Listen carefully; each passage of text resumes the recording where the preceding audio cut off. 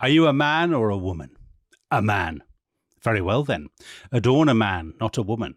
Woman is born smooth and dainty by nature, and if she is very hairy, she is a prodigy, and is exhibited at Rome among the prodigies. But for a man not to be hairy is the same thing. And if by nature he has no hair, he is a prodigy. But if he shaves his chin and plucks out his hairs, what shall we make of him? Where shall we exhibit him, and what notice shall we post? I will show you, oh God, I will show you, we say to the audience, a man who wishes to be a woman rather than a man. What a dreadful spectacle. So, Tom, that was... the wokest man in the Roman Empire. That was Epictetus. That was his name. So he's a philosopher, isn't he? He's having Stoic a dialogue. philosopher. Stoic philosopher. And his views about male grooming, beards, facial hair, and indeed gender more broadly would be considered controversial today, I think it's fair to say. I think it would. But he's obviously reflecting the mores of the time. Yeah. He's a fascinating man. He was a former slave. He taught the Emperor Hadrian, among other people. And he points to the way in which the topic of today's episode, namely beards and facial hair, it's about more than just fashion, isn't it? It's about more than grooming. It touches on all kinds of political and philosophical and indeed religious sensitivities. So a fascinating topic. It's bizarre how this topic opens up so many lines of inquiry. Public health, masculinity, the relationship between Russia and the West, all of these things are wrapped up in the beard. Absolutely. So a great topic. Also, of course, I mean, it is about fashion. And maybe we should kick off just by what's your favourite kind of age of beards? I mean, if you had to go back in time and grow a beard, where would you go? I'd go to the 17th century because I think there's a greater diversity of beards in the 17th century than any other period. So Van Dyck, there's a beard which I'll be talking about called a swallowtail with two prongs. There's a spade beard for a soldier. There's creativity. I feel that with the late Victorians... It's all in, isn't it? It's just all... It's just size. Hair. That's it. Yeah. It's just an American approach to beards, sort of an emphasis on enormous quantity rather than quality. Yes. I think I'd go for Elizabethan. Would you? Walter Raleigh, Francis Drake. Yeah. I like that. The beard of a sea dog. Kind of happy medium. It's shaped and groomed. Yeah. But there is the hint of the sea dog as well. So the beard of a man who, while bearded himself, enjoys singeing the beards of others. Yes. Exactly. Yeah. Exactly. So that would be my choice. Good choice. That's a good choice. I like it. Thanks, Dominic. Anyway, so an interesting thing about beards before we get into the history, is that apparently top scientists don't really know what beards are for. Really? Because I always had a vague sense that beards were a remnant of our simian ancestry. Right, yeah. But apparently not, because apparently we actually started growing beards after we'd evolved from whatever it was we were before. Hold on, no, that's not plausible. So there was a point where human beings were totally hairless. So bonobos, I think, which are our closest living evolutionary relative, they don't have hair around the mouth, but we do, and obviously females don't. So apparently it's an evolutionary conundrum, and it worried Darwin. And Darwin's solution was that beards were kind of like, the peacock's tail. They were designed to attract females and thereby propagate the species. Because, am I right in saying it's a mystery to evolutionary biologists or whatever they're called, why women don't have beards? Yes. It doesn't make any sense. Or more germanely, why men do have beards. So apparently the thinking is either that women are attracted to them because they're signifiers of health. So like long, lustrous hair on a woman. Right. Or they're designed to intimidate. Okay. Yes. So like crests on a lizard or whatever. Yeah. Going up. Or that they serve no purpose at all. And they're the appendix of outward decorations. Not even like an appendix, because an appendix used to have a reason, used to have a function. Right. So anyway, this is because I saw Adam Rutherford, top scientist, when we were playing cricket together. Right. A couple of days ago, and I asked him. And he shed no light on it. It is apparently an evolutionary mystery. So, interesting. But as we will see, the question of what beards signify and what, people have had views on this throughout history. Yeah. And I think when we go through beards in history, we're going to be focusing on the kind of the Mediterranean, the Near East, Europe, rather than other areas of the world. Ho Chi Minh's beard will not make an appearance. No, because I don't really know much about them. Anyway, let's go right back to the beginning and look at the cradles of civilization in the western half of Eurasia, which of course is the Near East and Egypt. And in both those civilizations, what you see is that the beard is interpreted as being a kind of symbol of strength, of aggression, of command. And so it's associated with warriors, with fighters, with people who sit in judgment. Mm-hmm. And the shaved chins, and indeed shaving more generally, becomes a symbol of purity and closeness to the divine. And so it's associated with scribes and priests. So it's not as though, shaving or having a beard, either of those are seen as negatives. Both of them have positive connotations, but they're representative of the different classes of person that emerge in urban centres. And for kings, this obviously represents a challenge, because you want to embody both, because a king wants to be a warrior, but he also wants to be close to the gods. And so there are different solutions to this problem are discovered both in the Near East and in Egypt. So in Mesopotamia, there's a king of Sumer called Shulgi, who's on the throne around 2000 BC. And he has a tremendous wheeze, which is in some of his statues, he's shown as a bearded warrior, and in others, he's shown as a kind of shaved priest. Okay. So he has the best of both worlds. He has his cake and eats it. And Tom, that sense of the beard equaling masculinity on the one hand, martial prowess, and then on the other, shaving and a clean face being pure, clean. Clean, kind of spiritually clean. Clean cut, yeah. Yeah, clean cut, disciplined, maybe a sort of asceticism and austerity, a kind of moral austerity. That runs right through the centuries, indeed the millennia. Yeah, and it's amazing when you trace it through, as we'll be doing. But I think in Mesopotamia, the kings do end up kind of portraying themselves as bearded. So the Assyrians, the Babylonians, the Persians, you think of the portrayals of Persian kings, they're very kind of long, a bit like the beard that our producer Theo had until the weekend. Yeah. When he shaved it off. He did, especially for this podcast. Which I regret. But because he could have woven ribbons into it and adornments Theo like the Persian kings. Yeah, he looked lovely. He looked really, really good. And you can see how completely associated with royal authority the beard is. That there's a wonderful story told by the Greek historian Ctesias, who's talking about an ambitious eunuch who is conspiring against his master, the king. And he has a woman in the court make him a false beard and moustache so that he will have the appearance not just of a man, but of a king. And I guess that's kind of interesting to suggest two things. The first is that maybe one of the reasons for keeping eunuchs in the court of these Mesopotamian kings, the Persian kings, is precisely to emphasize the hirsute quality of masculine majesty. But it's also that there's an entire cottage industry in these courts of women making beards and moustaches. Well, as we'll see, there were people who did that and made a lot of money from it in the 1960s. Mail order moustaches were a thing. Well, there's nothing new under the sun, is there? No, just on the eunuchs. If you're a eunuch, are you incapable of growing a beard? I think it depends on when the operation happens. Okay. I don't know if we have people who are experts in that. Maybe they could let us know. But I think if there are any eunuchs listening to the podcast who'd like to get in touch. Eunuchologists. But obviously, one of the reasons for castrating boys is to prevent them from growing beards. Understood. So that they kind of clean shaven from the right the way through. And hence that thing about purity. Presumably, there's a belief that they're somehow more pure.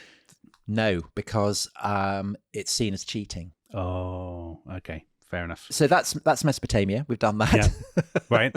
So let's move on to Egypt, which of course is the other great center of early civilization. Mm-hmm. And there you have the same thing, because there's a massive premium on shaving in Egypt. Bodily purity is huge. And it's not just priests who really go all in. I mean, they shave completely over their body, shave their head and everything.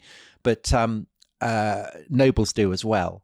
And so that's why they will wear the wigs, the famous wigs that everyone will have seen on the tomb illustrations. And essentially, it's the only person who wears a beard in Egypt is the king, is Pharaoh.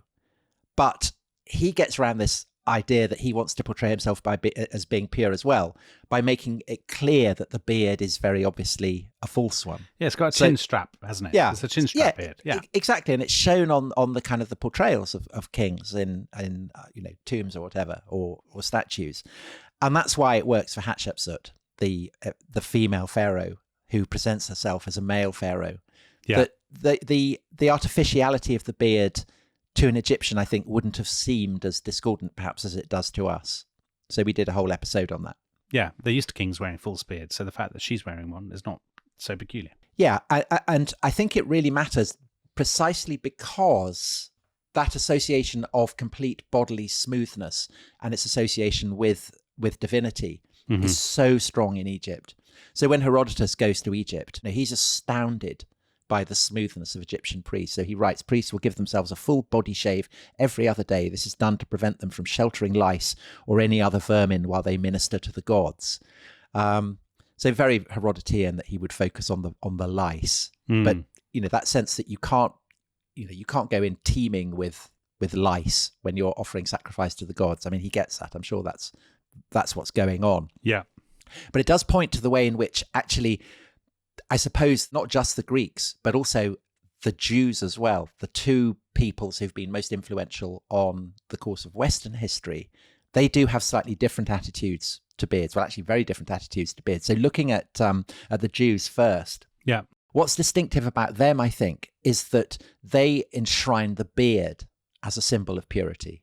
So that's very left field. I mean, that's like circumcision. It becomes a marker of the distinctiveness of the Israelites, the Jews, whatever. And that's almost certainly, surely, defining themselves against their superpower neighbours. So doing the opposite, merely to make themselves distinctive, and then that gets stuck. They get stuck with it.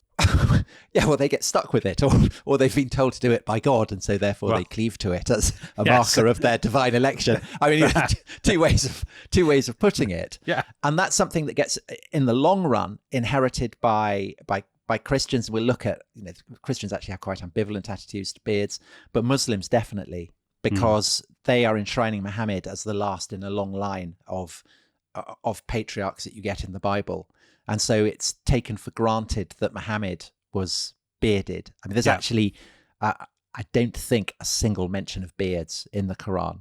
But the idea that Muhammad is bearded, it appears in the hadiths and in the lives of Muhammad. And so that's why to this day, so many Muslim men are bearded. And particularly those who are kind of going back to the original sources. But going back to the Jews in antiquity, their hairiness creates a massive point of tension with the empire that succeeds the Persians in ruling them, which is that of Alexander the Great. Right. I thought we'd come to Alexander. Because I think there's a case for saying that in the history of the beard, Alexander the Great is perhaps the single most influential figure. Totally is.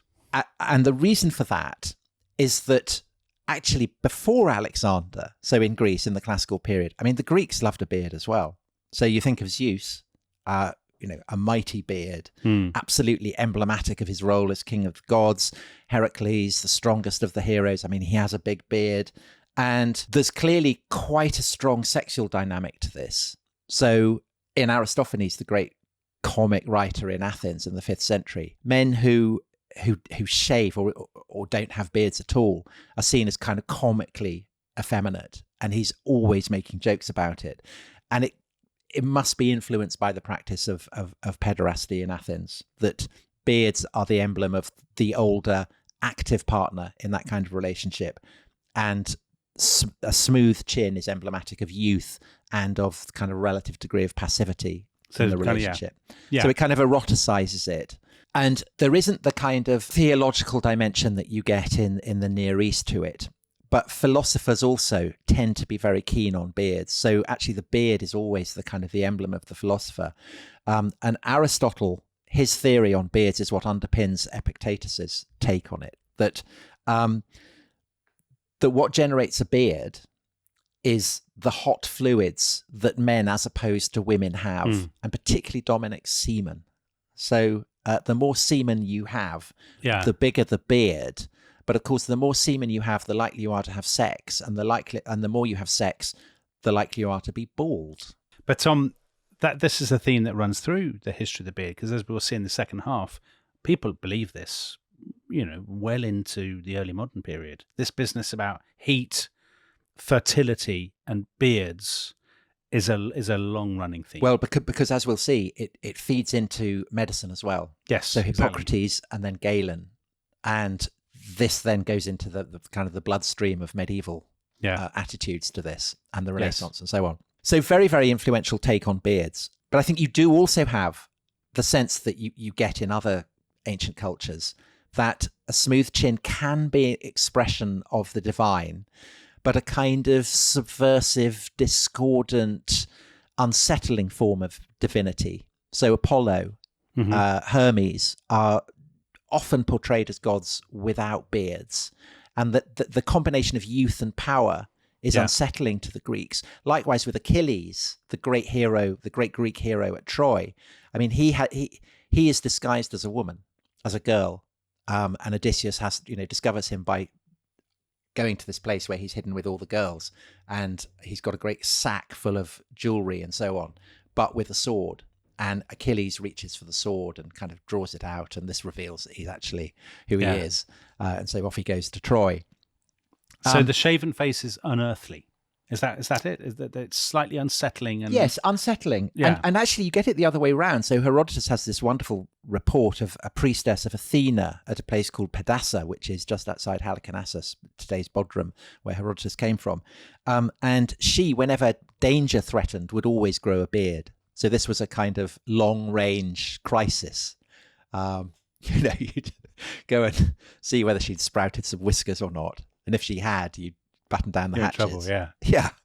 But I think that sense of the strangeness, the power, the potential power, the eeriness of someone who is very, very powerful and indisputably a great warrior, choosing to portray himself as smooth-chinned, is what Alexander is about, because it's scrambling people's cultural expectations in Greece. So his father, Philip II, king who builds the Macedonian war machine, big, beard, masculine, wants to look like Zeus, I assume, or Heracles. Alexander, on his coins, is always clean-shaven, isn't he? And his statues. But I think he's young, isn't he? That's the difference. So Philip is, he's mature. He can play Zeus. He's grizzled. Alexander, because he has inherited the throne at a very young age, he's making advantage of it.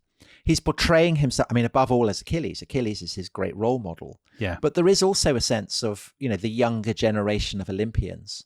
Like Apollo or somebody. Yeah. And just to say that there were alternative theories about this that were proffered in antiquity. So Plutarch, he advances the theory that Alexander ordered his men to shave off all their beards. So It wasn't just Alexander doing it, all of them were, because he was worried that the enemy would reach out and grab them. I love Plutarch, but I don't think it's plausible, A, that no general would have thought of this before, or B, that the having or non-having of a beard would really make the difference in the battle against the Persians. I think it's because it's a kind of just so story, isn't it? Yeah. And clearly Plutarch, who's a antiquarian, he completely recognizes the scale of how different Alexander's look is relative to all the great generals who had gone before him, all of whom were bearded. And he's kind of clearly looking around for an explanation, as I guess, the Greeks were generally. And I think that that's reflective of just how transformative Alexander is. Yeah. It's something that does seem to people looking back as kind of puzzling and extraordinary and needing an explanation. But I think the explanation is pretty clearly that, Alexander is portraying himself as a distinctive kind of god. Right. Because almost every ancient ruler that we can think of before Alexander, in the All sort of of them. every single one, has a beard pretty much. And they would presumably, even if they couldn't really grow a beard, they would portray themselves with a beard anyway, because they want to look martial, strong. Or powerful. like Hatshepsut. Yeah, they'd have a fake beard. Yeah. But so Alexander is genuinely transformative. Completely. That's what you're saying. Which is why I think, he is in the history of the beard, he is the number one. He's the number one. And if you want to know more about this, there's a brilliant children's book, isn't there? Yeah, there is. That touches on this There very is. issue. And which may inspire young readers, particularly male readers, when they grow up to grow a beard. No, to shave. Oh, sorry, to shave, yes. Yeah. They won't Yes. want to look like Darius or Bessus. They want to look like Alexander. Or Bagoas, the eunuch. Yeah, I don't think that's a terrible role model for Yeah, it young readers. Right. On Well, that this is the perils of writing for children, isn't it? It is. It is. Welcome back to The Rest is History. We are talking beards. Tom, we got up to Alexander, the single most important person in the history of the male face.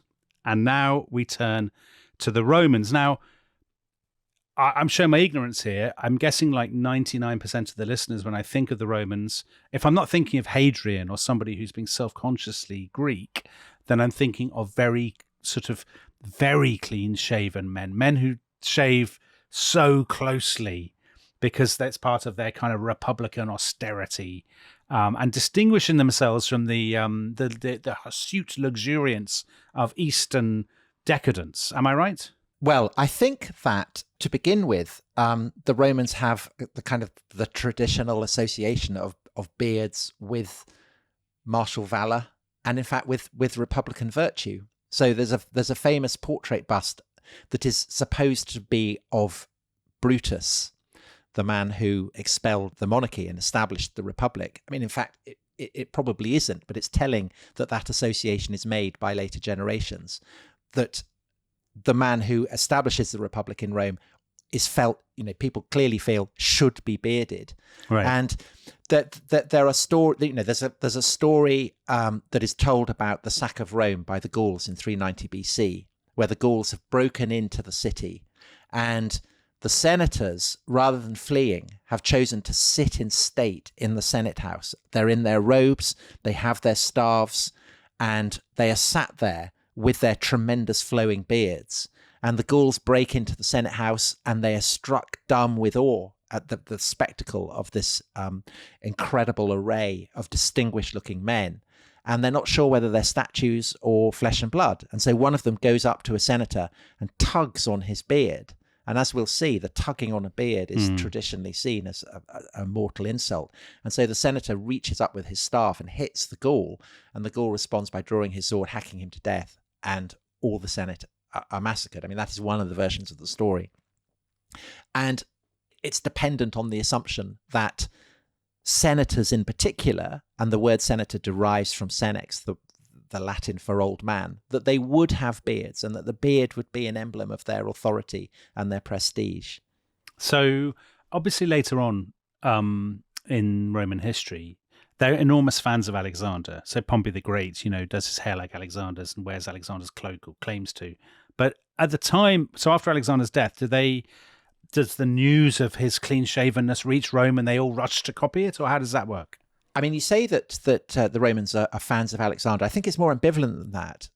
Alexander is a Greek, and the Romans always, they have a degree of cultural cringe towards the Greeks, but they do also feel contemptuous of them. They are the rising power. They end up conquering the Greeks, and so there is a sense, the moment that the example of Alexander's clean-shaved face starts to percolate westwards into the Roman sphere of influence, it generates a kind of culture war, because those who adopt the Alexander style of shaving immediately associate themselves with an enthusiasm for Greek culture. Oh. And those Romans who maintain a fondness for the beard are casting themselves as traditionalists, as people who don't go in for that kind of nonsense. So the fun thing there is that's a total reversal of what happens later on under the Empire, which is the thing that is better known, which is when Hadrian has his beard and he's seen as being very Hellenophile. Exactly. So it's kind of gloriously complicated, and it's telling that when the first Roman who really goes in for this, he's cast as a kind of fashion victim, as someone who is succumbing to the style, to the pleasures, to the potentially un-Roman way of doing things that the cities in the Greek cities in Sicily have to offer, because he's been campaigning there, and he has obtained a barber, and he brings this barber back with him to Rome, rather in the way that later on Romans who go to Asia Minor, when they've conquered that, will bring back celebrity chefs with their talent for know, Greek fine cooking. Yeah. And so it generates a kind of culture war. And the person who, according to Pliny, writing about it much later, is the first to shave daily, which is, a kind of massive extension of this mania for clean shaving, to do it daily. I mean, absolutely extraordinary, is Scipio Africanus, who is the man who defeats Hannibal, Rome's greatest general, is often associated with Alexander the Great because of his generalship, but is clearly also kind of making play with that sense of Alexander as divine. And so Scipio is viewed with deep suspicion by conservative critics. And he eventually ends up kind of being, he goes into forced retirement because the Republican strain in Rome is so suspicious of what his clean-shaven chin suggests, that he's, they worry that he's planning basically to make himself into an Alexander, make himself into a king. Oh, crikey. I was about to say he could get away with it because of his martial record, but clearly he couldn't. But I guess it's seen as symbolic, isn't it? I mean, he's not forced into exile because he shaves every day. No, it's all part of the package. The Romans don't want overweening military figures because that threatens the security of the Republic. Right. And a guy who has defeated Hannibal, who then clean shaves himself every day. Yeah. He's symbolizing the way in which he's a threat. I guess it's a little bit like if a British politician, if somebody, if Robert Jenrick, who is standing to be leader of the Conservatives, appeared with a sort of toothbrush moustache. Yes, exactly. That would raise eyebrows, wouldn't it? I mean, people would. Yeah, people would. And if he said, "Oh, it's perfectly innocent. It's just," so I just like it. Yes.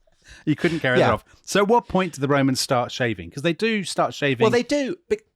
I mean, they're doing it because it's fashionable and because it's a strong look, and because Greek culture is very influential, and because that's the definition of a culture war. You have conservatives and you have people who are experimenting with the new options, the new opportunities that Rome's conquest of the Mediterranean is opening up. And I would say that by the 1st century BC, so the age of Julius Caesar and Pompey, who, as you said, famously clean shaven, beards are still a feature of upper class life. So you do have people who maintain them. But by this point, they're kind of becoming hipster beards. So they're styled, they're trimmed.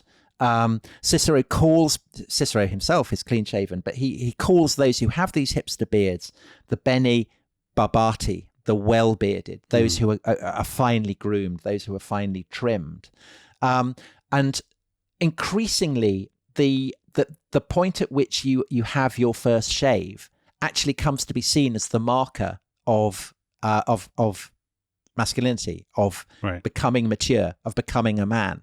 So in a way, it's kind of the reversal, because classically, of course, your first beard, that shows that you've become a man. But to get rid of the beard, by the time, so Nero, for instance, makes a great palaver of it, the emperor in the 1st century Doesn't have a golden box or something? Golden box. He presents it, takes it up to the Capitol. It's all kind of great, great cheering and everything. And Nero is bene barbati. So the busts of him, he has a kind of the beard runs under his chin and then stops under the chin. He's got a terrible beard. I quite like it. I quite like it. I think it. If you saw somebody like that, if somebody served you in a coffee shop with that beard, I think you'd be unsettled. Well, have you seen the waxwork? The model of him based on the yes, the 3D thing. I mean, he looks very, very sinister. Yeah. Anyway, so it's either you're clean shaven or it's groomed and trimmed and styled. Yeah. And the corollary of that is that unkempt beards increasingly become the kind of the marker of a plebeian status. And it reflects the fact that actually, which we haven't really talked about until now, that having a shave is an enormous palaver. I mean, you need very, very sharp razors, and you need someone who is competent to shave you. And the risk of being kind of nicked, maybe, there's no antiseptic or anything. Right. It's exceedingly dangerous. As we will see in the next episode, Tom, because already it's very clear this is going to be a 2-episode story. This is a risk running right into the 20th century, that a shaving cut can literally mean death. Yes, and that's why for the Romans, a tonsor, a shaver, is analogous to a celebrity chef, because you want nothing but the best. You're putting your life in the hands of this slave, so it needs to be really, really good. And most people, of course, can't afford that, but they can go to the tonstrina, so the kind of the public barbers, and the barber there has a role analogous to a barber surgeon in kind of medieval or early modern times, that they will extract teeth as well as do your shaving, cut your hair, trim your fingernails. Their skill is what it's all about. And the more skill you have, the better you will be. Yeah. So by the end of the 1st century AD, beginning of the 2nd century AD, beards in the Roman world are massively out of fashion. And the person who then reintroduces it, so in antiquity, probably second only to Alexander in his influence on beardology, is Hadrian. And this is because of his enthusiasm. Well, have I made this up? Is it his enthusiasm for Greece, or is he trying to cover up an unpleasant skin complaint? So the idea that he had terrible acne has always been a popular one, for which I think there's no evidence at all. Okay. I think Hadrian is brilliant, like Alexander, is brilliant at self-promotion. And he is appealing to those who admire philosophy. So we heard he's a student of Stoic philosophers. And so by doing that, he is signaling his enthusiasm for those philosophical traditions that precede Alexander. But the beard is also, as we said, it's kind of a plebeian marker, and particularly of the legionaries. So by wearing a beard, he's casting himself as the friend of the legions when he goes on his tours of the frontier, and as a Philhellene, a lover of Greek culture, when he's going on his tours of Athens and Alexandria. So it's kind of brilliant marketing. Yeah. And it becomes very influential. So the emperors who follow him, Marcus Aurelius most famously, I mean, they are all wearing beards. And they're all doing, Marcus Aurelius is very into his kind of Stoic philosophy, very into this idea that a man properly should have a beard because it's an expression of the hot fluids and the semen in his body. And this is the age when Galen, the great medical writer, is reviving those Aristotelian traditions and using it to offer as a kind of scientific proof the physical superiority of men over women. So nature, Galen argues, doesn't give women beards, and this then proves that they lack the nobility of character that a man has. But also, this is the age of I mean, Rome's under great pressure on the frontiers. Yes. It's an age of kind of Balkan soldier emperors, isn't it? Yes. Djokovic type. Yeah. Strong men. A new strong man every 6 months. And they all have beards, by and large. I mean, the beard is part of the package. Again, because they are marking themselves out as soldiers. Yeah. Up until the 3rd century, the legati, the commanders of the legions, they are doing it. They are civilians. They are noblemen. They are people who are climbing up the ladder of advancement. And so a military command for them is like a consulship or a quaestorship. But from the 3rd century onwards, such is the strain that the empire is coming under, that to mark yourself as permanently a soldier, someone who is not part of the kind of aristocratic civilian tradition, it's a reassurance to people. The emperor is someone who knows what he's doing.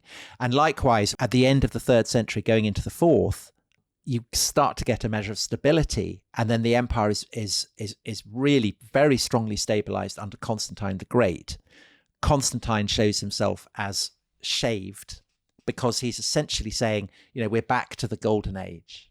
We're back to an age of peace. We're back to an age when civilians are in charge. But then his nephew is Julian the Apostate. He wants to turn back the clock to a sort of pre-Christian Roman Empire. Famously, he's a great man for a beard, isn't he? Oh, he loves a beard. Yeah, so he goes to Antioch, which is full of clean-shaven types, and they all jeer at him.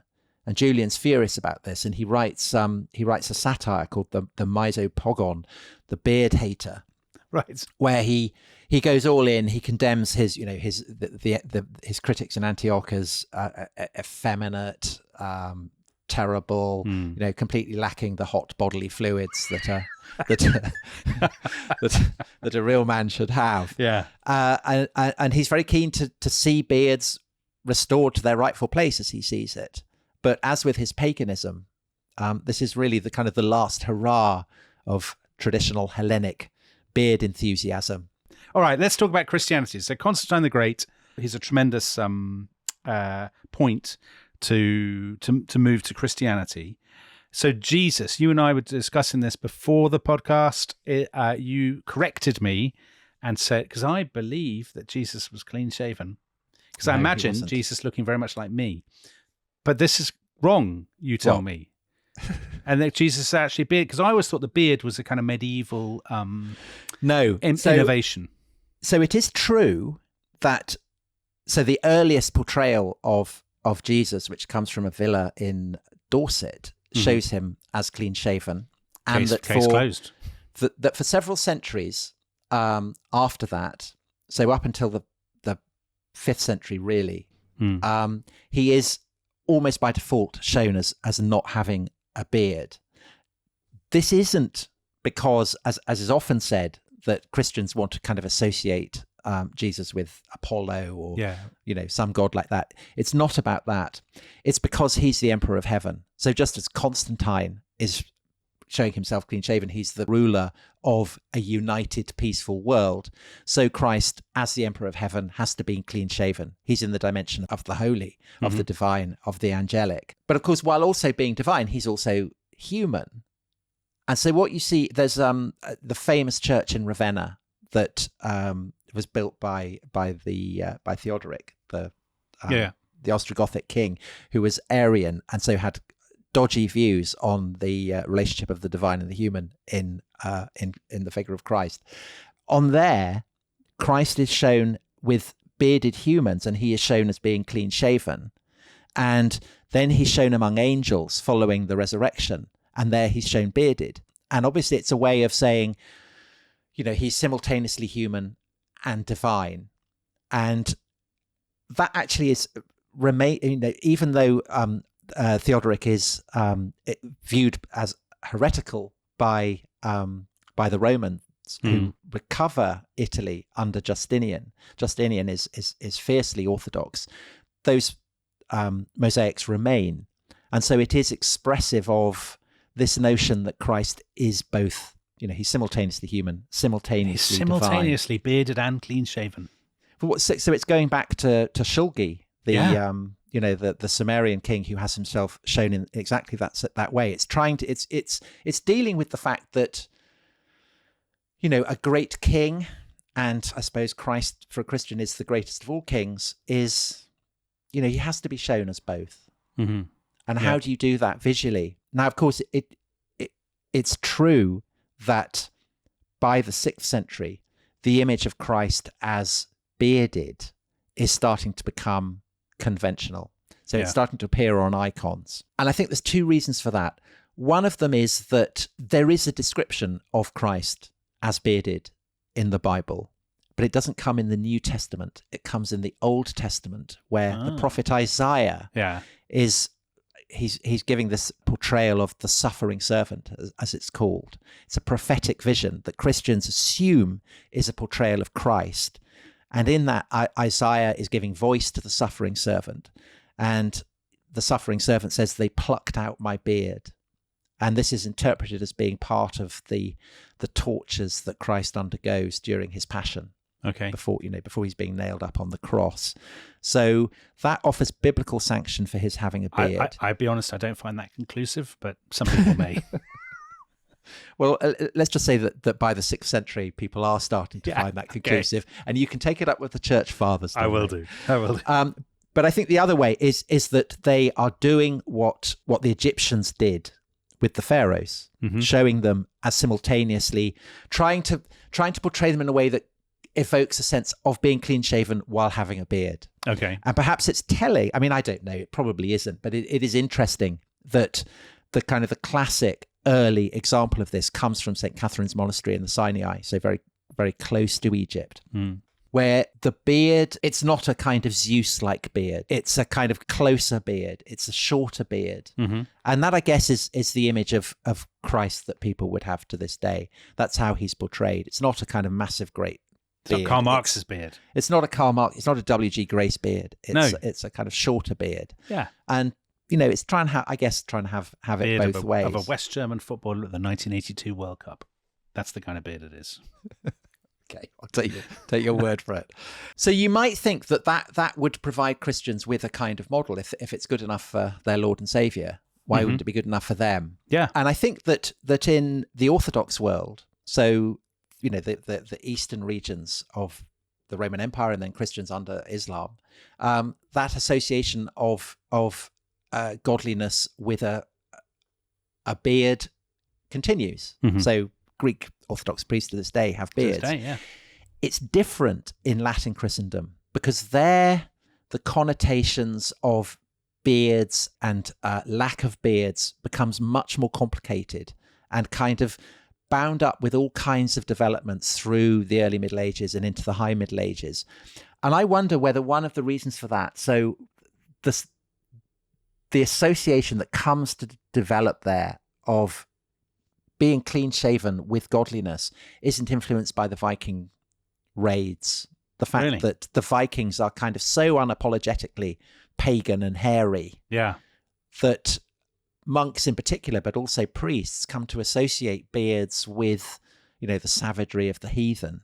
That's interesting, because I was reading a book about the Vikings. It's called Embers of the Hands by Eleanor Barraclough, who's been on this podcast. And she talks about combs and about Viking hair.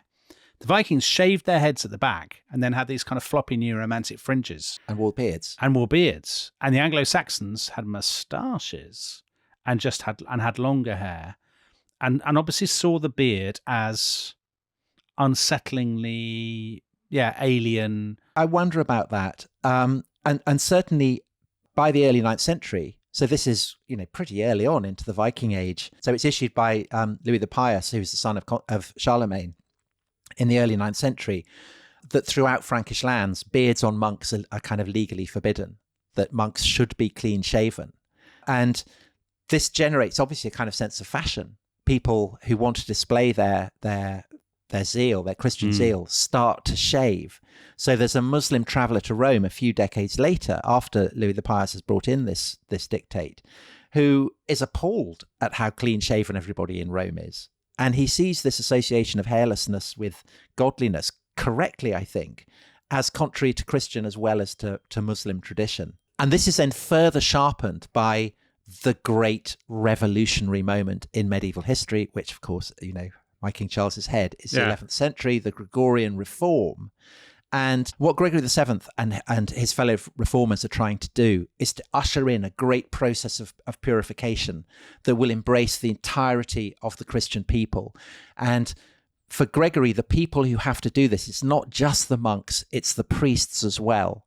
And so Gregory is very keen on the idea that priests should also be clean shaven. And what he always does when he introduces a kind of radical reform, so he's also it's the Gregorian reform that is also demanding that priests as well as monks be celibate.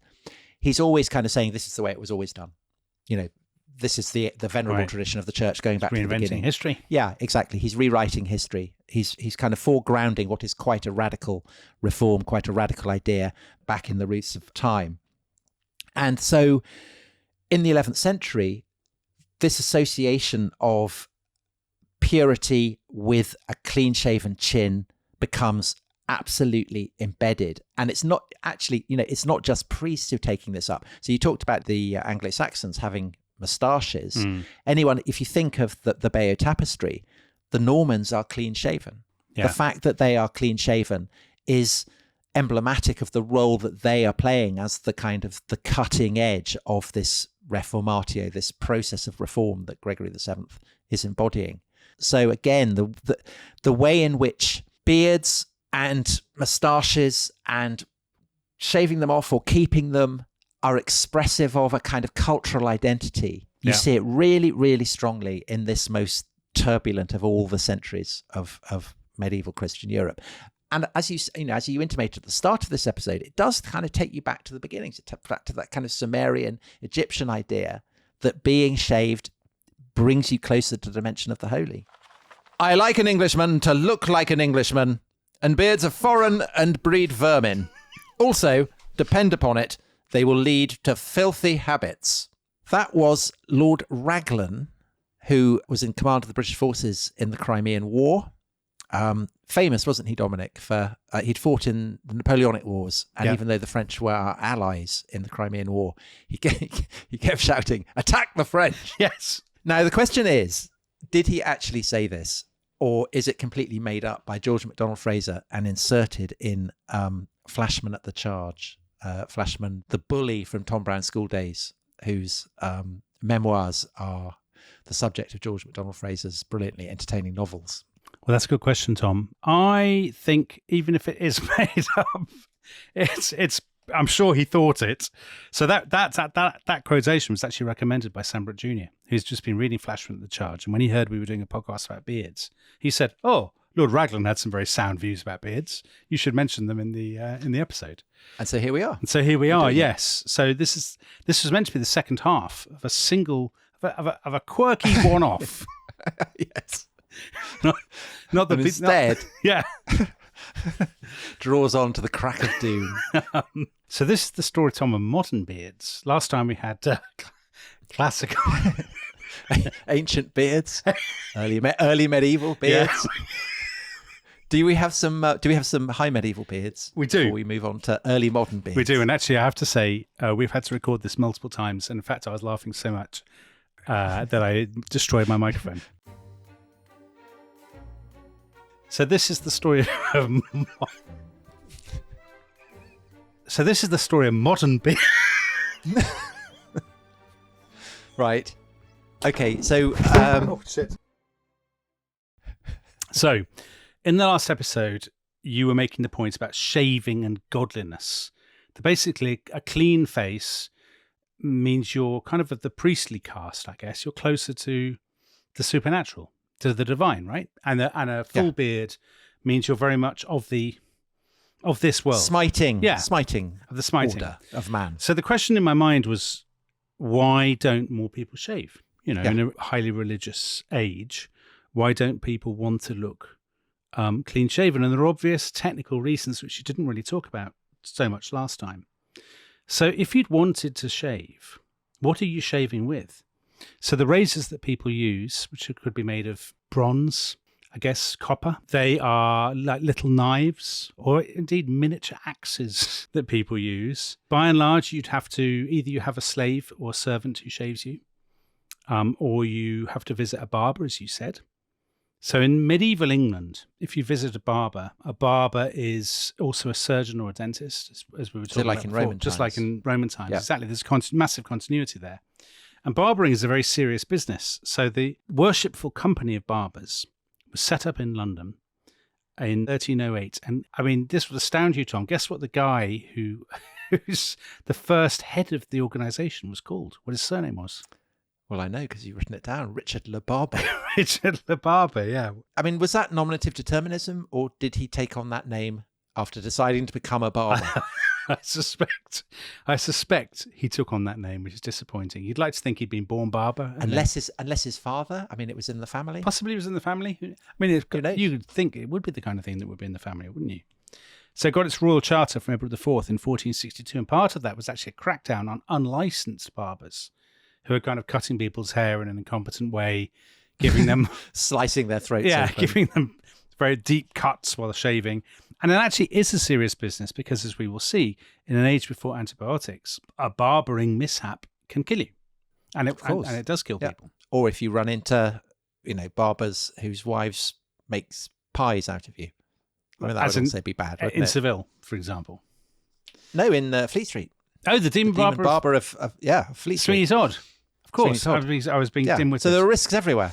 Yes. So there are also all the medical arguments. And the medical arguments, by and large, are very much in favour of beards. So as we talked about last time, since the Greeks, people had believed that beards were vital they were connected to the production of semen, and both of these things reflected the vital heat of a man.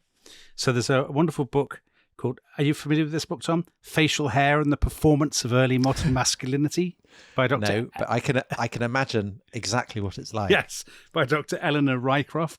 Well, she says facial hair functioned as evidence of the male capacity to produce semen because puberty would produce the necessary testicular heat for a boy to become a man, and also for smoke to rise in the body and push hair out through your face. So the smoke pushes the body, the heat makes the hair come out of your face when you're sort of 13. She compares it to menstruation in a girl. Exactly so. And it does sound a bit mad to us, but the very, very tip-top medical authorities of the day believe this. So are you familiar with Hildegard of Bingen? Of course. Yeah, this is the kind of person you'd be familiar with. One of the great figures of medieval female holiness. There you go. So she was in the Rhineland in the 12th century. She's a composer. She is the top German to go to about natural history. If you like natural history and you like Germans, you're laughing. And she says that a lot of this is about your breath. So a very fertile man has very hot breath. But that's clearly true. And the moisture of your breath is so hot and so, what's the word? It's so drenched in testosterone, effectively. Spittle. Yeah. Yes. That the area around your mouth will be very moist and a beard can grow more freely there. I mean, it's fair to point out that she is an abbess. Yeah. She knows little about... Yeah. Yeah. She's not an authority to be honest, she's woman-splaining. Yeah, that's what she's doing. She is indeed. She is indeed. And we never approve of that on this podcast. And actually, thinking about in the Middle Ages more generally, fashion is obviously set by the most powerful. And as in martial periods in the Roman Empire that we talked about last time, so the kind of the crisis periods when there's all the action on the frontiers and you've got all these bulk-and strong men with their beards. In late medieval Europe, powerful men have beards by and large. So Edward III, we talked about, great hero of the podcast. He has a beard. Henry IV, who we gave high marks to in England, he also has a beard. Henry VIII. Henry V. Well, Henry V is the outlier. Doesn't. And I'm thinking. You remember, he's compared to a priest, isn't he? Yes. By the French ambassadors. And I'm thinking, presumably, this is a reflection of his piety. Yeah, of his religiosity that he wants to identify. Yes, it must be. And then, if you look abroad, in the following century, Charles V, the great monarch of the age, Philip II of Spain, famously bearded. Now, some of this might be, I don't want to offend our former guest Edward Habsburg, but this might be the Habsburg jaw issue, that they want to conceal their enormous jaws. But wouldn't a beard merely accentuate it? I'm not sure that it would. Out. I think if you're self-conscious about Jimmy your Hill. I mean, Jimmy Hill wore a beard, didn't he, to cover up his enormous chin? Not always. But it just drew attention to it, I think. No, because I'm not sure that's right. I think in the 80s, Jimmy Hill had a clean chin, and it was still very obvious. Anyway. Yeah, but I think more. Listen, let's not get into that. This is for the rest is football. I take your. Yes. The rest is chins. So anyway, as we enter the 16th century, we approach one of the golden ages of the beard, and the historian Christopher Oldstone Moore, who specialises in the history of beards, says there are four great beard. He says there are four great beard moments in history, Tom. So the 2nd century AD, that's Hadrian, I'm guessing. So that's Hadrian. The High Middle Ages, Edward III, I guess, roughly. Yeah. The Renaissance and the reign of Queen Victoria. He doesn't include the Reformation. Because you see, I think the Reformation, I mean, I know you often bundle the two up. I think the Reformation is massive for beards. Well, I think the Reformation complicates things, as we will see. So there's another historian. You see, I've really done some digging here. There's a historian called William Fisher, who has written an article called The Renaissance Beard. And he has studied hundreds of portraits across the Tudor and Stuart period. And he says in these portraits, men with beards outnumber those without by 10 to 1. And he's gone through all the different... Is that across both Catholic and Protestant Europe? Or is it Protestant? Or what's he talking about? I think he's writing about England. But when I think about other portraits, I think England is more clean-shaven actually than elsewhere. I disagree. I think beards come in with the Reformation. They're massive. No. So you think of all those clean-shaven figures, Wolsey or Thomas More or whatever, mm-hmm.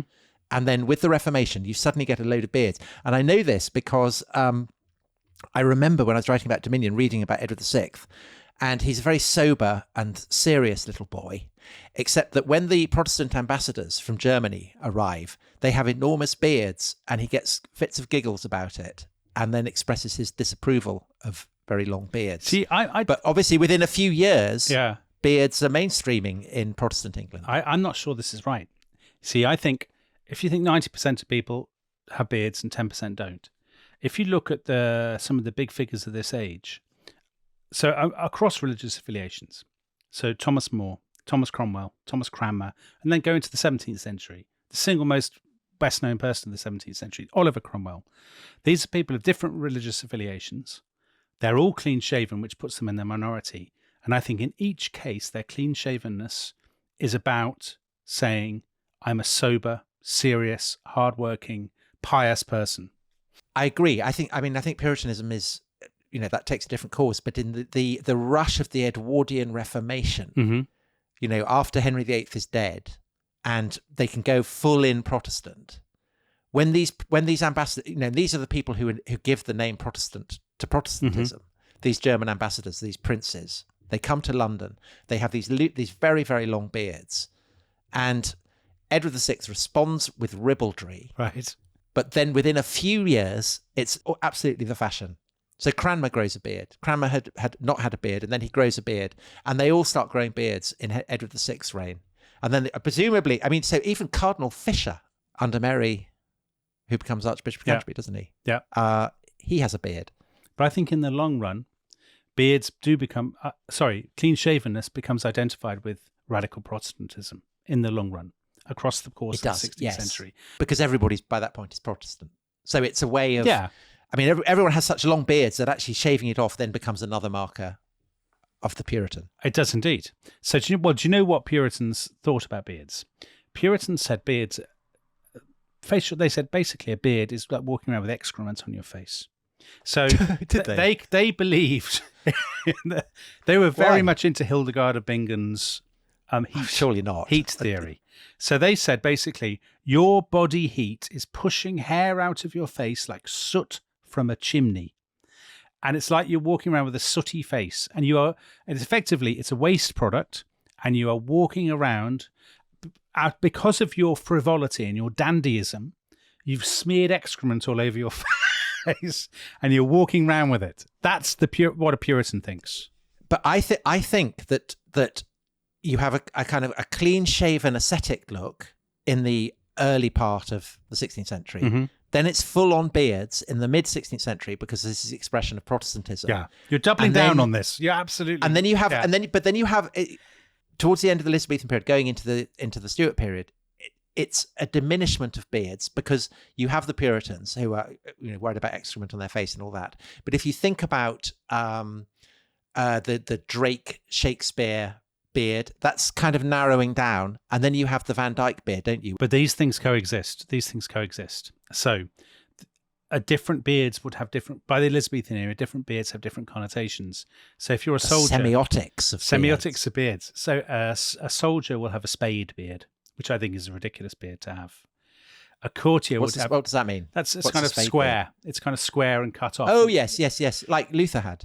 I guess, did Luther have that? But okay. Yeah, when he was, you remember when he's a knight, he's disguising himself as a knight. Right. On the Warburg. And he grows spade beard. And he gets painted, yeah. So a courtier, a Van Dyke beard would very much be the beard of a courtier. And if that makes sense, because of course, to maintain a Van Dyke beard, it's difficult. Yeah, it's difficult. It's expensive.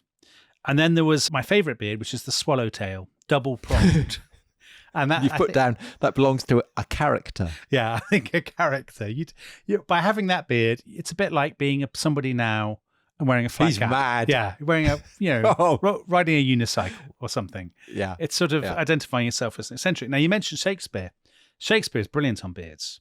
So most scholars say when you read Shakespeare's plays, it's very obvious that it is taken for granted that almost every single male character will have a beard. There's a very famous exchange in Much Ado About Nothing. Beatrice is talking about, she's just sort of being difficult about husbands and how it's saying she'll never marry. And she's talking to Leonato and she says, I could not endure a husband with a beard on his face. I'd rather lie in the woolen. And Leonato says as a joke, you may light on a husband that hath no beard. Beatrice, what should I do with him? Dress him in my apparel and make him my waiting gentlewoman? He that hath a beard is more than a youth, and he that hath no beard is less than a man. And he that is more than a youth is not for me, and he that is less than a man, I am not for him. In other words, she's basically, the assumption is to be a man means to have a beard. And the joke is that she will be being played by a beardless boy. Of course. Yes, exactly. So the beardless boy, of course, in Shakespeare and Jacobean drama generally, that phrase recurs. To be a beardless boy is to be the object of mockery. And then to beard somebody, how you're bearding somebody in their den, is to pull or pluck their beard. So we know Hamlet had a beard because he explicitly says at one point, am I a coward? Who calls me villain, breaks my pater cross, plucks off my beard and blows it in my face?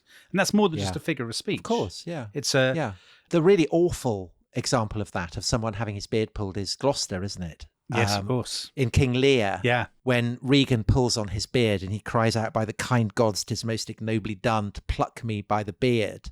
But of course, that's not the worst thing that's going to be plucked, because his eyes are going to be plucked out. And Shakespeare does also give us bearded women who are often overlooked. So the witches in Macbeth, Banquo says to them, you should be women, and yet your beards forbid me to interpret that you are so. In other words, the fact that they have beards proves that the world has turned upside down, something weird and supernatural. Macbeth has obviously not been reading Pliny, who was obsessed by women with beards. He had a whole chapter on them. Really? As in bearded women who would appear in P.T. Barnum's circus, or? No, well, kind of. So there's this woman from Argos who is in bed with her husband, and he goes to sleep and it's all great. And then they wake up and she's grown a beard and a penis. Wow. That's a shock. He's surprised, it's fair to say. That's happened overnight. Yeah. Sure, he hasn't just been to bed with a man. No, they've been married for years. Oh, right.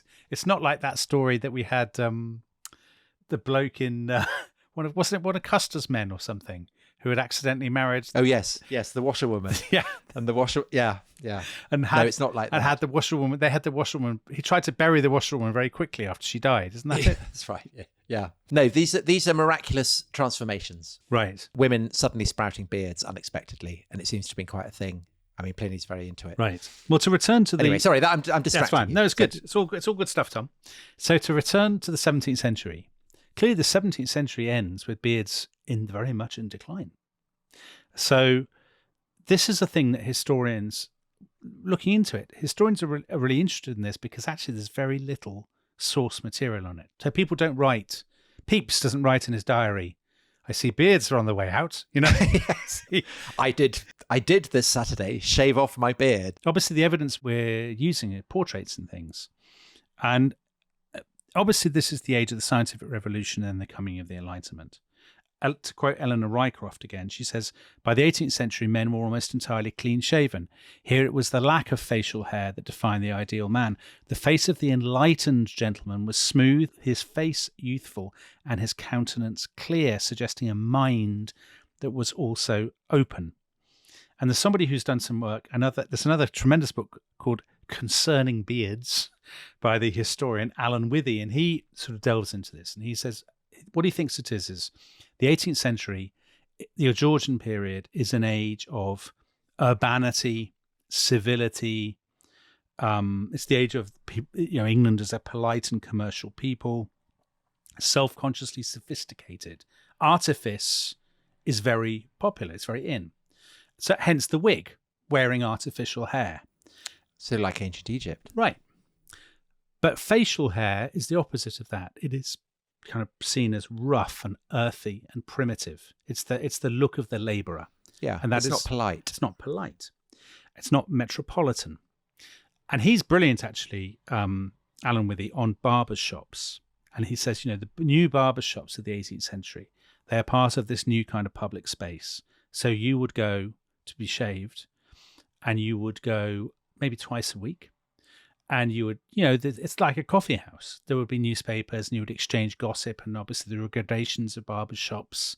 The barber shops in St James's or in Piccadilly or in Bath are very different from the ones in, the back streets of Wolverhampton or whatever. Go on, Tom. Well, I was just wondering. I mean, I entirely get that, but you remember the episode we did on the suit? Yeah. That this is the period where it's unostentatious expenditure. Yes. And I wonder whether simply removing the beard kind of it suits a sober age as well. Yes. Because then you can't do things with your facial hair. Yeah. You can't have varieties of moustache It or can't beard be or like the whatever. dandyism of the ragu classes, Yeah. the macaronis, who might be tempted by extravagant moustaches. Yes. Exactly. There is something... There is sober about it. Sober, absolutely there is. Yeah. He also points out that this is an age of a shaving revolution, Tom. Is it? The shaving Brilliant. revolution. Oh, well, of course, Sheffield Steel. Sheffield Steel. Suppose. So now, for the first time, you have men shaving themselves in private. Now, this had not really happened before. So in the 18th century, there are steel razors made in Sheffield. They will have wooden or ivory handles, and from Sheffield, they are exported to Europe and to the American colonies. And they go hand in hand with new soaps made of tallow, shaving brushes made from badger hair or boar hair. So actually, if you go to, I made a quip a couple of minutes ago about barber shops in St James's or Piccadilly. If you go there now, there are these kind of long established men's shaving shops. Trumpers. Yeah, exactly. Trumpers or whatever they're called. Harris, these kind of places. They are effectively selling 18th century shaving equipment, just slightly updated. The badger hair brush, all of that kind of thing. Yeah. And which you always get in Westerns, don't you? Yeah. So it's an absolute trope. You do actually. The guy he's been out in the West, or he's been in jail or something, then he comes out and gets the lather. That's right. The soap lathered onto his face and scrapes it off, and he's as good as new. So it's interesting. There are the first shaving manuals in the 18th century. So the most famous one is one by a Frenchman, Jean-Jacques Perret, and it's called Pogonotomy, or the art of shaving oneself. But I had a look at it. I found a PDF online, and the emphasis is still very much on. So if you read a shaving website now, the emphasis is all about how to get the closest possible shave, the perfect shave. The emphasis in the 18th century is not. It's basically how not to kill yourself. Right. So how not to nick it. Yeah, how to not cut yourself. And the reason, of course, is that we said that we would get into this. So Thoreau, the American transcendentalist writer, his brother John died in 1841 from lockjaw not long after cutting himself. Why? Because he was holding his mouth open to... I mean, why would you get lockjaw from I don't know. shaving? Infected in some peculiar American way.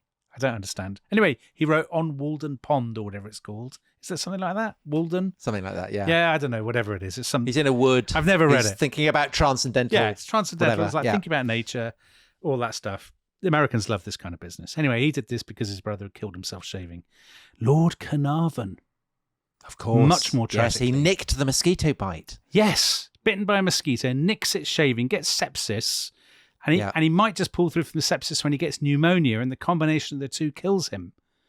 And it is said that the mosquito bite was in exactly the same spot as a mosquito bite on the face of Tutankhamun. Well, there's a definite link there, isn't there? This was promoted by the Daily Mail. So it's undoubtedly true. Our employer. Yeah. So just on the topic of 18th century shaving and the excitement of, for the first time in history, you can shave yourself. I'm reminded of one of my favourite passages in Boswell's Life of Johnson, which I had not fully appreciated until this moment, thanks to you, where Johnson is talking about how there is no man who shaves himself in the same way. That every man has his own technique, his own method. Yeah. He might start at a certain angle, start at a certain place. And I'd always thought of that. Whenever I shave, I always kind of I sometimes kind of remember that, but it has a whole new resonance if you are the first generation of people who are actually doing that. Because there's no pattern, right? But Tom, when you're shaving, do you think to yourself, how does William Dalrymple shave? How does Alistair Campbell shave? How do the other Goalhanger podcast presenters shave? Is that what's going through your mind? I'll be absolutely honest. No, I always think, how would Dr. Johnson shave? Chaotically, I think. In a haphazard... That's how he'd shave. Definitely. But he does, yeah. He would be a poorly shaved man. No question. Yes. Yeah. Yes, his wig would be askew and he'd have loads of little plasters over his face where he'd nicked himself. Right. Before we get to the break, I think we should end the 18th century. But before we get to the break, one more 18th century thing.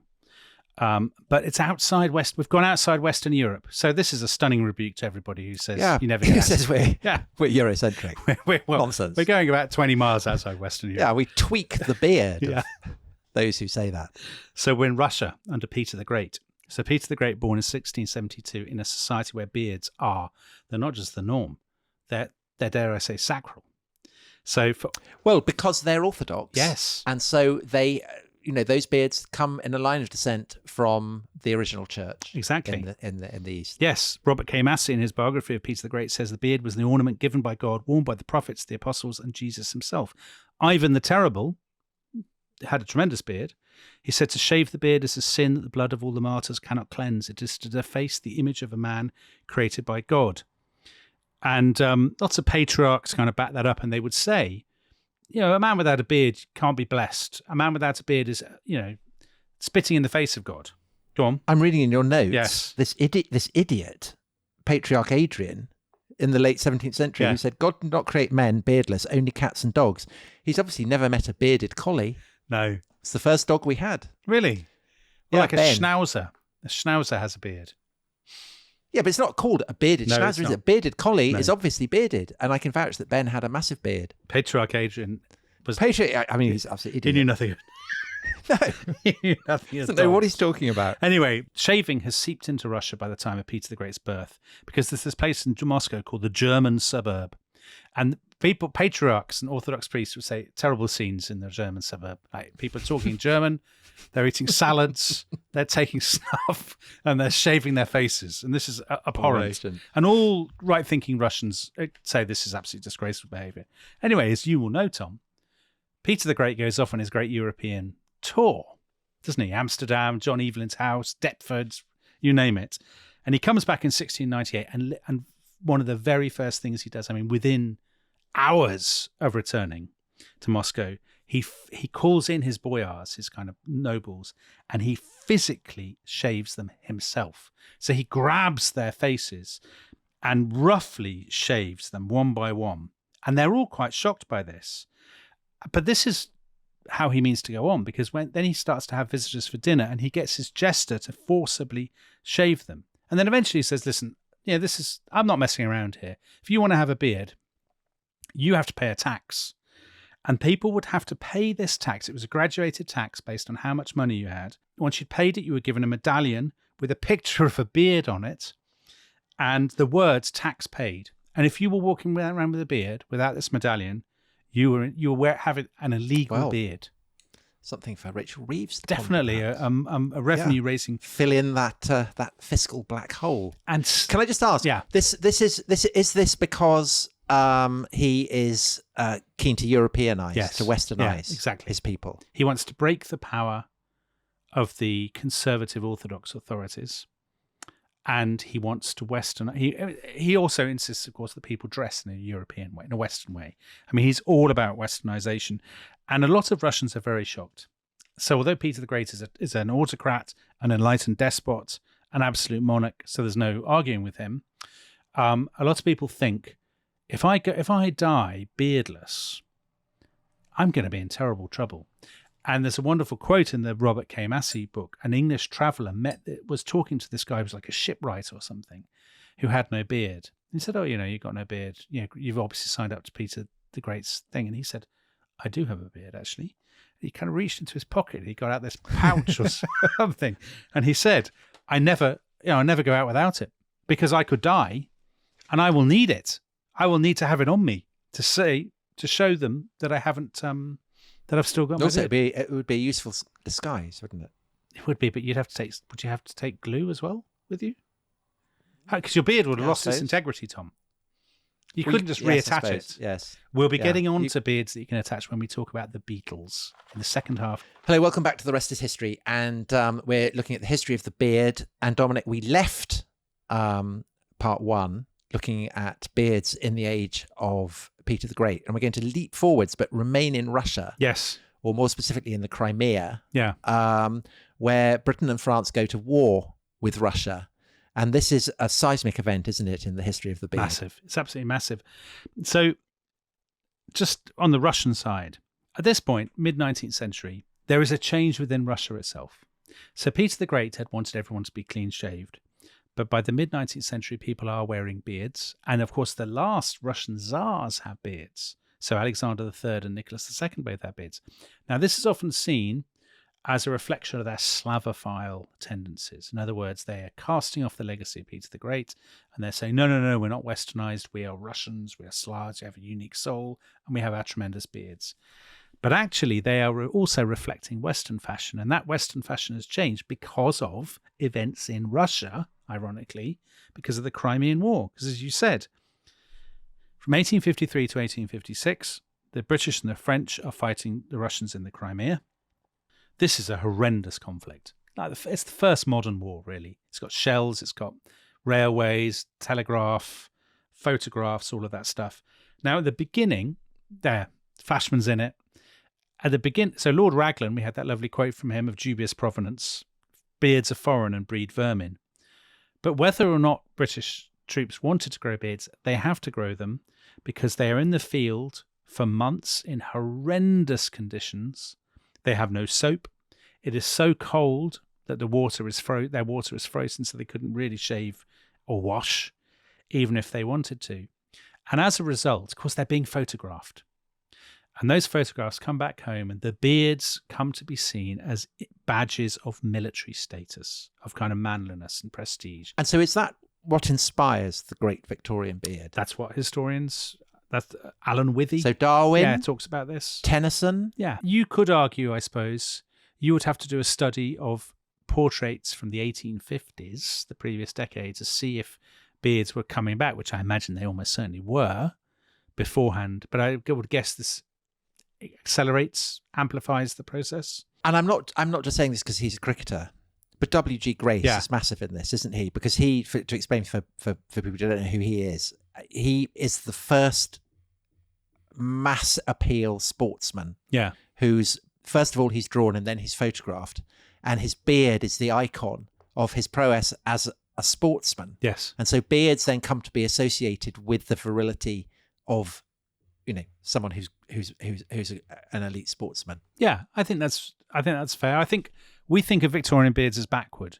But of course, if you're looking forwards from the late 1850s onwards, the beard is modern.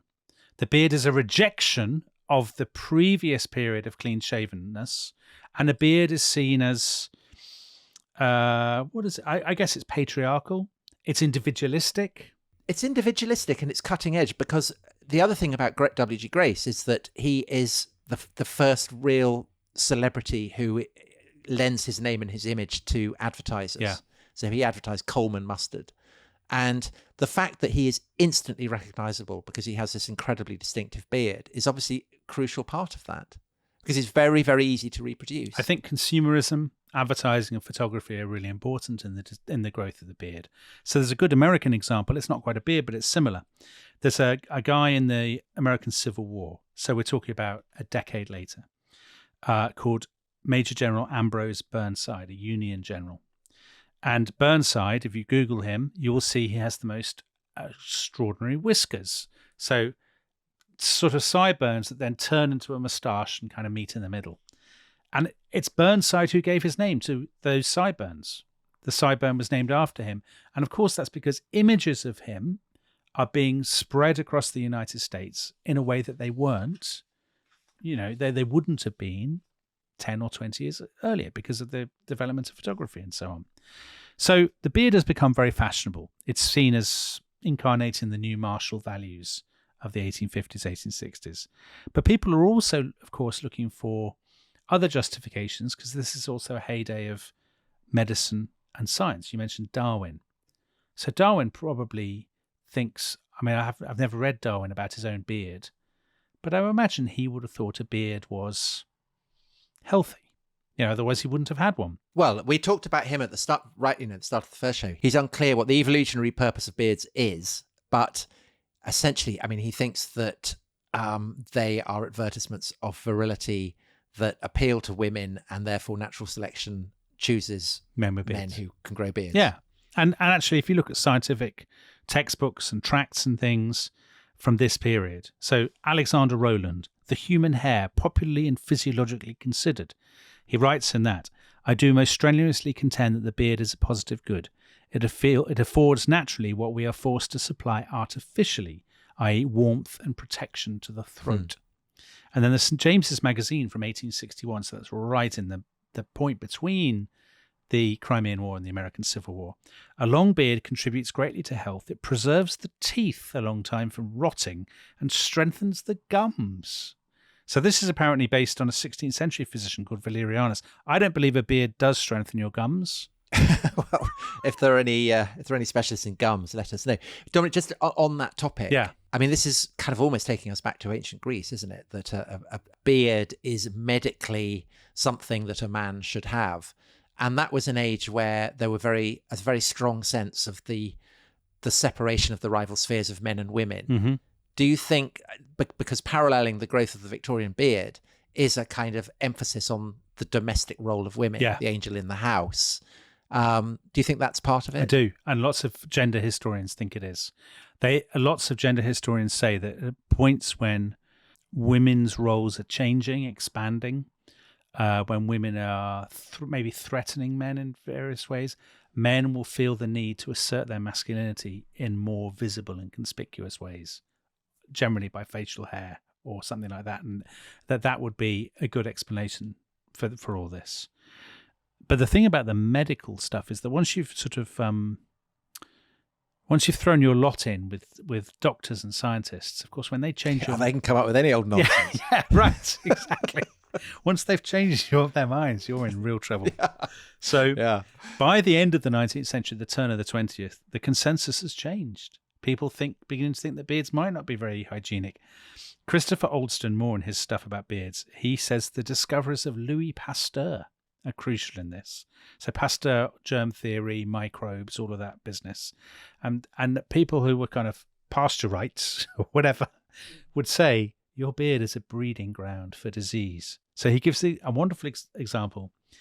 A French scientist caused a sensation in 1907 when, I mean, this is the most French experiment that's ever taken place. They did an experiment and he said, the lips, I quote, the lips of a woman kissed by a mustachioed man were polluted with tuberculosis and diphtheria bacteria, as well as food particles and hair from a spider's leg. And what was the point of that? Well, so that basically they got men to kiss women, very French. Some men with moustaches, some men without.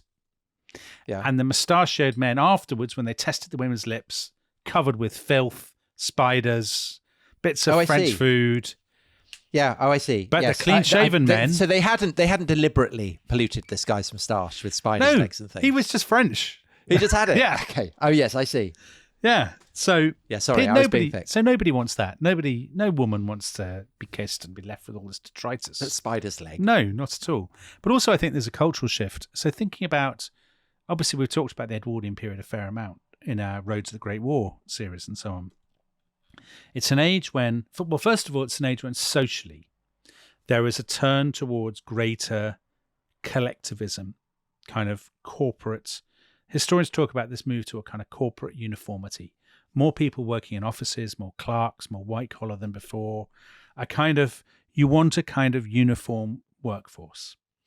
And the idea of everybody turning up with like random long beards is anathema to the Edwardians. You know, they want everyone sitting in rows looking the same. But at the same time, there's a great emphasis in the Edwardian period on youth and vigour and on looking dynamic. And of course, casting off the shackles of the previous generation. So actually, when you look at some of the characters we've talked about in various episodes, 1890s, 1900s, Oscar Wilde, Herbert Asquith, the young Winston Churchill, they're all clean-shaven. Even more reactionary figures, so great pals of the rest is history, like Kaiser Wilhelm II or Franz Ferdinand, mustachioed but not bearded. And I think, the fact that Franz Ferdinand, of all people, is not bearded tells its own story, Tom. Because most sensible people take their fashion cues from the Archduke. But there's also a technical explanation, which is shaving. So shaving has changed. So there's a guy called King Camp Gillette.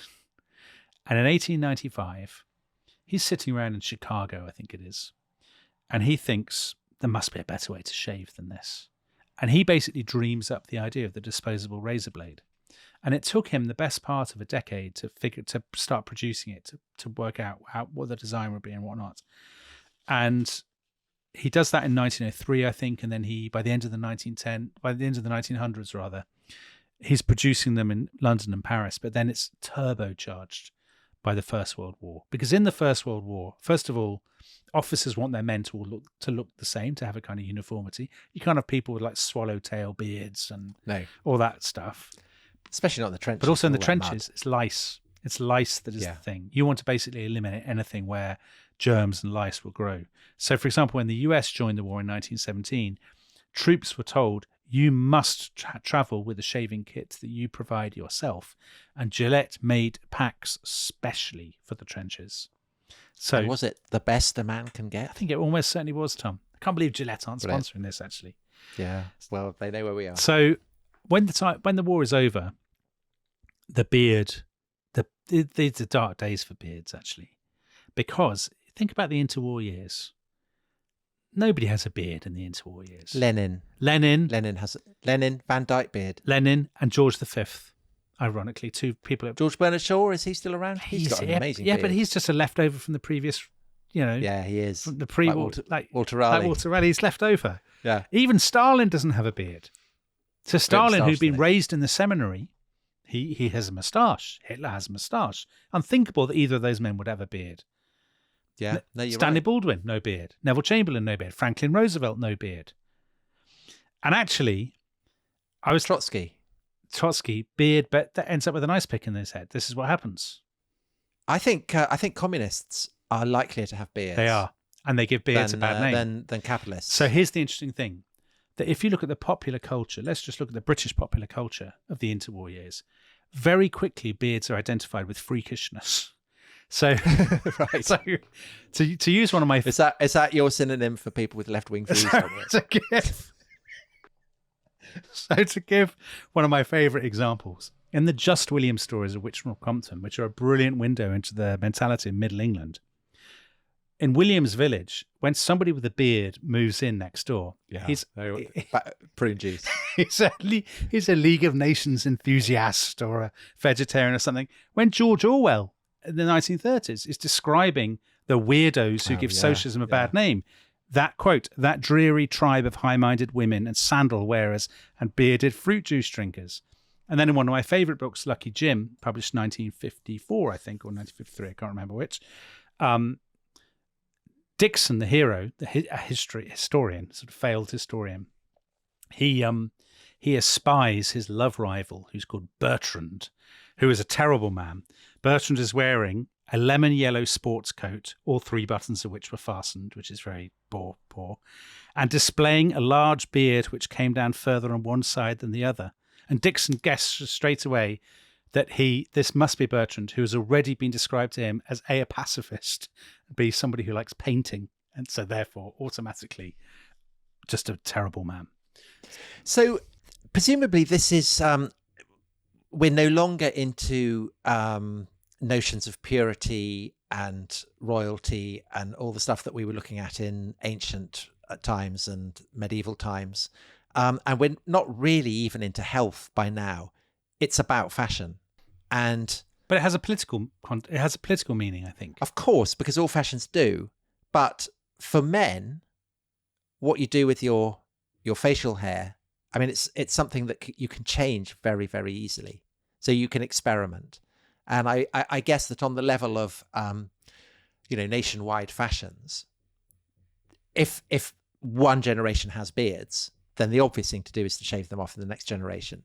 And so hostile attitudes to beards in the 50s, isn't that when Lucky Jim is written, must be setting things up for the 60s, which is one of the great ages of the popular beard. Well, it isn't, Tom, I would say, about the 60s and beards. Well, it's fashionable, isn't it? But of course, I mean, I know that Sandbrook's people would not be wearing beards. Is that the technical term? But I think it's interesting that movers and shakers like John Lennon, well, they are. Well, here's the interesting thing. You have the development of youth culture, the growth of youth culture from, let's say, the mid-50s onwards.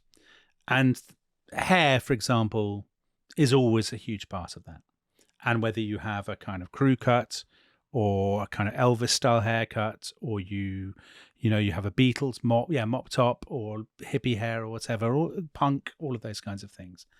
And yet, actually, through the great majority of all these trends, there is an assumption you'll always be clean-shaven. You might be stubbly because you haven't bothered to shave, but you won't be bearded or really mustachioed. Now, there is obviously a slight exception for that, which is the Beatles. So, but more generally, the Summer of Love and into '68. If you look at photos, the great majority of men are not bearded. Oh, well, they're not. That's interesting. They're long-haired, but they're not bearded. I was having a look because I was thinking about exactly this thing. That's really interesting. So the Beatles started flirting with moustaches and beards at the end of 1966, then the beginning of 1967. Then they all really have them in, I think, May 67, when they publicly launch Sgt. Pepper. And to get a sense of how outlandish that is, if you just look at, I had a look because I was curious about the crowd at the World Cup final of 1966. And you look at the England team; they've all got short hair, and they've got very short hair, and they're all clean shaven. They're not even stubbly; they're all clean shaven. And then you look at the crowd; there are virtually no beards. There are very few moustaches. Actually, they're all clean shaven. So the Beatles, is it the Maharishi that changes it?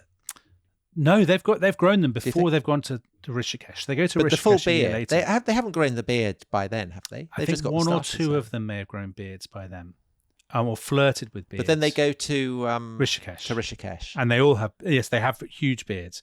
Now there is an argument among some sort of 60s historians that people start to grow beards at precisely the time when they're also wearing kind of lacy shirts and big coats and kind of they've got flowery scarves, and the beard is a way of getting away with all this. Right. That it's sort of saying, masculizing. Yeah, yourself. It's a reminder of your masculinity. There's also a sense, obviously, that having the beards is a deliberately ironic nod back to Victorian Empire, which is why it matches Sgt. Pepper. Yeah, and of course, you could only do that once the Empire had gone. So maybe it's no coincidence it happens a few years after the Empire has finally gone, because people can start joking about it. And having the beard or the Lord Kitchener style moustache or whatever is a way of doing I would associate the British Empire with moustaches rather than beards, I think. Because that's maybe because you're thinking about it later, don't you think? Yeah. If you'd gone out I mean, it's Lord Kitchener. Yeah. I was Lord Kitchener's valet. Exactly. It's Lord Kitchener who has the archetypal moustache, but he doesn't have a beard. And actually, I guess you're right. Lord Kitchener is the archetypal moustache. You see, I'm wondering whether it's an Indian thing. It's a kind of yogi. Yeah. Because George Harrison keeps his beard. He does indeed. Yes. Longer, I think, than the other three Beatles. And he's the one who's really into transcendental meditation. Yeah. And Paul is the one who has it least long, I think. Paul. He has it on his farm. Yeah. Paul is it's a good beard, but it's his heart's not in it. He's not a natural wearer of a beard, I think it's fair to say. Now, the funny thing is that I mentioned this earlier on. This is also the heyday of mail order beards and moustaches. So Beatles and other pop music magazines would advertise facial hair that you could buy and stick onto your face. So they would literally advertise it for 19 shillings. So realistic, they're almost undetectable and could be used time and time again, says the advertising copy. You would have to send them, Tom, a little cutting of your hair so they could match it for colour. And then they would send you sideburns, a moustache or a beard in that shade. So worth thinking about for our next Racist History tour. Yeah. If we want to surprise people when we come on stage. So what about hipsters? Is that fashion? Yeah, I think that's pure fashion. Hard to see, for me, hard to see much of a political meaning in that. And actually looking at, I mean, it's very hard. I tried to find some statistics. It's really hard to find these statistics, but just looking at photographs generally and things, what's striking to me is that although the Beatles, you said the 60s is the golden age of the beard, there are very few bearded people in the 60s and 70s. If you think about public figures, No, you're right. how many of them actually do have beards? I think beards, even in the 70s and the post-Beatles heyday, are still ultimately seen as a little bit eccentric, a little bit bohemian. George Best has a beard, but that's part of George Best's decline, isn't it? That Best has become a bit dissipated, a bit eccentric. He puts himself above the team. He's not, he's spending all night with bottles of vodka and Miss World instead of thinking about tomorrow's match against Burnley. Free kicks and things. Exactly. Yeah. In political cartoons in the 70s, beards are still, I hate to say it, Tom, but they're the badge of the freak. So the only people that have beards they're liberals, aren't they? I mean, three kinds of people have beards in British political cartoons of the 70s. Members of the Liberal Party, members of the IRA, and school teachers. Right. Sometimes all three. Yes, I guess so. And actually, who's got the most famous beard in Britain today, would you say? Prince Harry. I think Prince Harry, maybe. So for me, it's Jeremy Corbyn. I mean, Jeremy Corbyn, his beard, when he became leader of the Labour Party, people commented all the time about his beard. The Economist called it a countercultural badge of defiance against smooth-talking, smooth-faced capitalists. But you could say the same about Prince Harry. You could. Yeah, you could. So in 2017, there was a survey of newspaper comment pieces about Jeremy Corbyn, and this survey found that 69% of them mentioned his beard. And do you know what, Tom? That's absolutely brilliant. I had a look myself. I've written 6 articles about Jeremy Corbyn that explicitly mentioned his beard. And how many others? What proportion is that? I've written quite a lot about him, so it's not as high. I'm confident that I haven't overdone it, but I'd thrown it in a few times, and it's never meant kindly. So this wasn't a policy that was dictated to you by no the Daily Mail's editorial board. I'd never. You must mention Jeremy Corbyn's beard. The very thought of that is so shocking to me. Sorry, and if anybody's listening from that organisation, they'll be shocked too, because they'll know that that's absolutely not how newspapers work, Tom. Right. Okay. That's I just wondered whether there was an editorial policy on. Absolutely not. But we should end by talking about. We should give our own views about whether or not men should have beards. So I drew up a list of 3 typical men without beards and 3 typical men with. That might help you make up your mind, Tom. So Alexander the Great, no beard. Henry V didn't have a beard. And Nelson didn't have a beard. But then men with beards, the aforementioned Jeremy Corbyn has a beard. Prince Harry now has a beard. And the Yorkshire Ripper had a beard. So does that focus your mind at all? Well, I mean, you could alternatively say that a Caligula didn't have a beard. Yeah, that's true. Hitler didn't have a beard. He had a moustache. Come on. Grant Shapps, who greenlit the Stonehenge Tunnel. Pol Pot. He didn't have a beard. Pol Pot was clean shaven. Pol Pot. So they're all monsters from history. And then people who do have, I mean, God has a beard. Yeah. Sir Francis Drake. They're very similar people, actually, God and Sir Francis Drake. The priestess of Athena who grew a beard whenever peril threatened. So I don't want to come to any firm. Well, actually, do you know the person who really captures the complexity of this is Theo, our producer, because we can never anticipate whether Theo will be bearded or not. Well, he had a Persian beard, as we said, on Friday. Yeah. I'm recording this on a Monday, and it's completely gone. Yeah, it's very unsettling, isn't it? It is unsettling. It's very unsettling. It's part, but it's part. He's I mean, part of his gender fluidity. You've never been tempted to grow a beard. You've never been tempted to grow a beard. Because I think no. So I tell you what. I tell you what I think you would look like if you had a beard. Yeah. You would look like a rascally ship's captain, possibly involved in slaving in the Viking era. Oh, the Viking era. Oh, brilliant. I'm well on for that. What, monks and stuff? You'd be trading in monks. Yeah. You wouldn't look like a monk. You'd look like somebody who you weren't a full-blown warrior, Right. but you dealt, you would take the loot that had been stolen by warriors from a monastery. Yeah. And you'd have a cackle, an evil cackle. Corrupt, I think. You would be corrupt, and you'd probably be run through by the hero who would have been enslaved and would escape Right. while you were trying Alexander to sell him. Skarsgård would, yeah. He would kill you. He would run you through. Yeah. Yes. And what sort of beard would you have? I think you would look like Roy Strong if you had a beard. Worst things to be. Do you not think? You'd go for a kind of pointed Van Dyke. I probably would go for a Van Dyke. Yeah. I'd try and go for Francis Drake, I think. Walter Raleigh. Whereas I've got the beard more of a medieval blacksmith. Yeah. I think. Well, a ship's captain, a medieval ship's captain. Well, that's kind. Well, this has been revelatory. Top historical analysis. Very good. Yes. So lots more beard chat to come in bonus episodes, no doubt, in the next few decades of The Rest is History. And on that bombshell, Tom, I'm off for a shave. Bye-bye. Bye-bye.